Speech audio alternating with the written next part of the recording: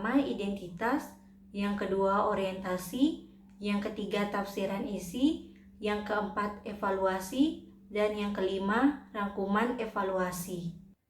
Bagian yang pertama identitas. Judul buku Teori Ekonomi Mikro, penulis Dr. Ando Saroko MSI, penerbit Andi, tahun terbit 2022, hak cipta dilindungi oleh undang-undang, bahasa yang digunakan adalah bahasa Indonesia, jumlah halaman 222 halaman, ISBN 978 623 01 26307.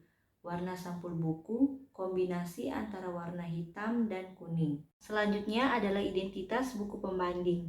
Judul Teori Ekonomi Mikro, penulis I Gusti Ngurah Agung, N. Haidi Ahmad Pasai, Sugiarso, penerbit Fakultas Ekonomi Universitas Indonesia, tahun terbit 1994, jumlah halaman 233 halaman, hak cipta dilindungi oleh undang-undang, bahasa yang digunakan adalah bahasa Indonesia, ISBN 97981404335. Warna sampul buku adalah kombinasi dari warna hitam dan merah.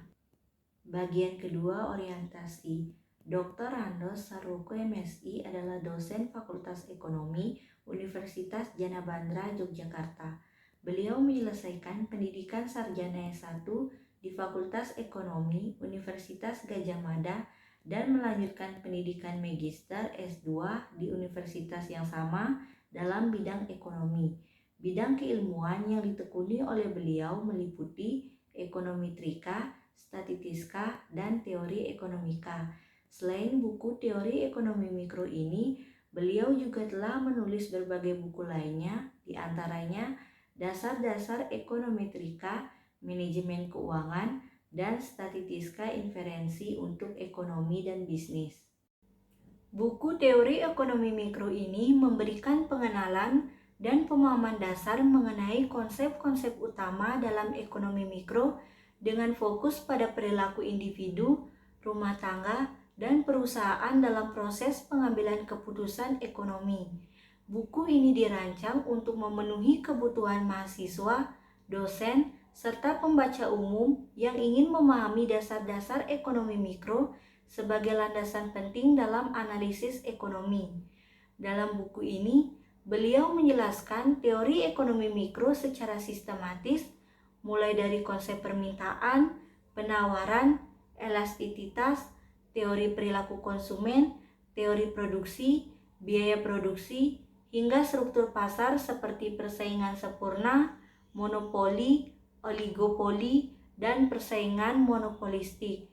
Setiap teori dijelaskan dengan pendekatan sederhana, namun tetap mempertahankan keakuratan konsep sehingga dapat diakses oleh pembaca yang baru mengenal ekonomi mikro, sekaligus memberikan wawasan mendalam bagi pembaca yang lebih berpengalaman. Kedua itu tafsiran isi. Bab 1 pada umumnya berisi tentang pengantar dan konsep dasar dalam ekonomi mikro yang membahas tentang pertama pengertian ekonomi mikro, kedua ruang lingkup ekonomi mikro, ketiga tujuan ekonomi mikro, keempat peran dan manfaat ekonomi mikro, dan yang kelima metode analisis dalam ekonomi mikro yang bertujuan memberikan landasan teoritis bagi pembaca agar lebih memahami konsep-konsep lanjutan yang akan dibahas. Dan pada bab yang kedua membahas tentang dasar dari analisis ekonomi, yaitu pertama pengertian permintaan dan penawaran, kedua faktor-faktor yang mempengaruhi permintaan dan penawaran, ketiga kurva permintaan dan penawaran, keempat keseimbangan pasar, kelima elastisitas, keenam aplikasi dalam kebijakan ekonomi. Bab ini juga memberikan dasar bagi pembaca untuk memahami mekanisme pasar serta bagaimana interaksi permintaan dan penawaran memengaruhi harga dan lokasi sumber daya. Bab 3 membahas tentang elastisitas permintaan dan penawaran. Bab ini menguraikan bagaimana permintaan dan penawaran merespons perubahan harga, yang dikenal dengan istilah elastisitas.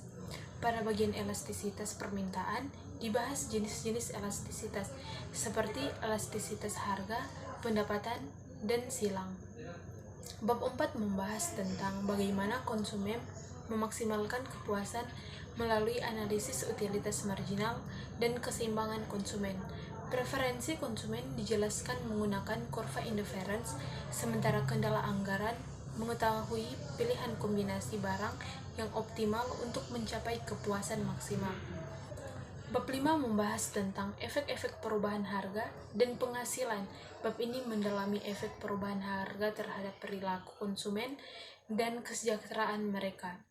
Kasus-kasus khusus seperti perubahan bentuk kurva dianalisis untuk menunjukkan hubungan antara harga, pendapatan, dan konsumsi. Bab 6 membahas tentang teori perilaku produsen. Bab ini berfokus pada perilaku produsen dalam penggunaan faktor produksi. Hukum proporsi variabel dijelaskan melalui tahapan produksi, mulai dari tahapan awal hingga tahapan penurunan hasil marginal, dan skala hasil dibahas untuk menunjukkan bagaimana perubahan input memengaruhi output. Bab 7 membahas tentang ongkos produksi.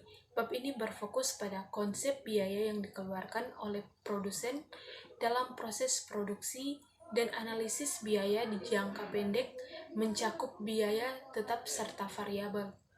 Bab 8 membahas tentang konsep penghasilan, yaitu bagaimana mengulas perhitungan pendapatan, elastisitas dengan pendapatan, dan keuntungan pendapatan dihubungkan dengan laba. Bab 9 membahas tentang struktur pasar, yang berfokus pada fungsi pasar dalam produk penetapan harga, serta promosi dan penyerapan tenaga kerja, serta mengidentifikasi jenis-jenis pasar berdasarkan bentuk, waktu, dan proses biaya. Bab 10 membahas tentang pasar persaingan, bagaimana definisi dan asumsi pasar persaingan, serta kurva pasar dalam analisis grafik keseimbangan pasar. Pada bab yang ke-11, membahas pasar monopoli, yaitu bagaimana alasan monopoli terjadi dan cara perusahaan monopoli menetapkan harga termasuk diskriminasi tingkat 1 hingga 3. Bab yang ke-12 membahas persaingan monopoli strict yang merupakan keseimbangan dan perbandingannya dengan pasar persaingan sempurna.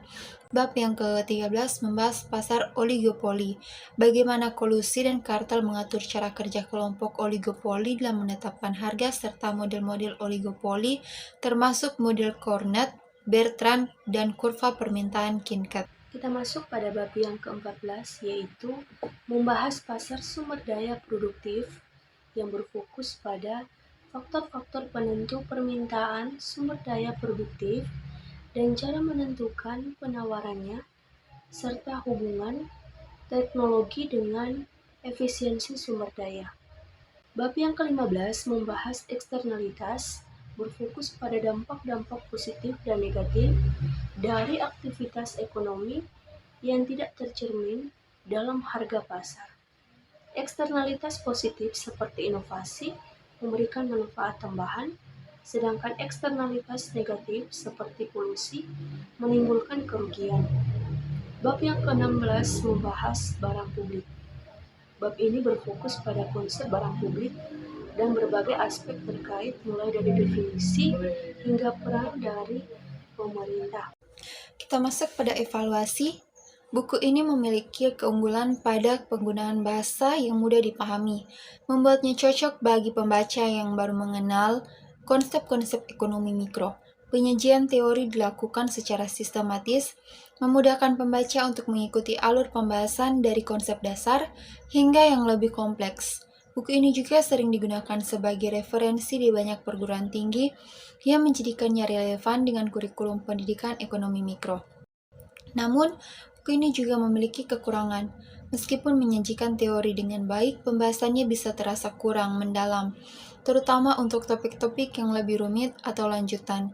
Buku ini lebih berfokus pada teori dasar tanpa banyak memberikan contoh aplikasi atau studi kasus yang lebih praktis, yang dapat membuat pembaca kesulitan dalam menghubungkan teori dengan kondisi nyata. Selain itu, edisi-edisi yang lebih lama mungkin tidak mencakup isu-isu ekonomi terkini atau pendekatan terbaru dalam bidang ekonomi mikro. Terakhir, meskipun buku ini berusaha menjelaskan konsep-konsep ekonomi dengan jelas, penggunaan diagram atau visualisasi yang lebih banyak bisa membantu pembaca memahami beberapa konsep yang lebih kompleks. Perbandingan antara buku teori ekonomi mikro yang ditulis oleh I Gusti Ngurah Agung, N. Haidi A. Pasai, dan Sugiharso lebih mendalam dan teoritis. Penulisannya lebih akademik dan menyasar pembaca untuk sudah memiliki latar belakang ekonomi atau mahasiswa tingkat lanjut. Buku ini menyajikan materi yang lebih kompleks, termasuk teori-teori lanjutan dalam ekonomi mikro, serta mengintegrasikan pemahaman tentang hubungan antara ekonomi mikro dan cabang-cabang ekonomi lainnya. Dalam buku ini, pembaca akan menemukan pembahasan yang lebih rinci tentang pasar, perilaku konsumen, dan analisis keseimbangan pasar, serta contoh yang lebih teoritis dan teknis. Secara keseluruhan, buku DRS Saworko MSI lebih cocok untuk pembaca pemula atau mereka yang mencari pengantar teori ekonomi mikro yang mudah dipahami, sementara I Gusti Ngurah Agung lebih tepat untuk pembaca yang ingin mendalami topik-topik ekonomi mikro dengan pendekatan yang lebih serius dan mendalam. Kita masuk pada bagian yang kelima, yaitu rangkuman evaluasi.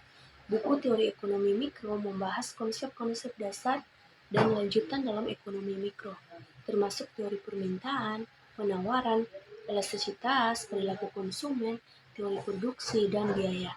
Penulis menjelaskan setiap konsep dengan pendekatan yang sistematis dan didukung oleh analisis matematis serta grafis sehingga memudahkan pembaca memahami hubungan antar variabel ekonomi.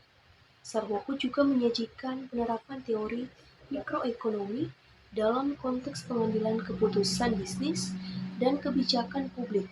Buku ini dirancang untuk membantu pelajar atau pembaca umum memahami logika ekonomi yang mendasari keputusan individu, perusahaan, dan pemerintah dalam mengalokasikan sumber daya terbatas.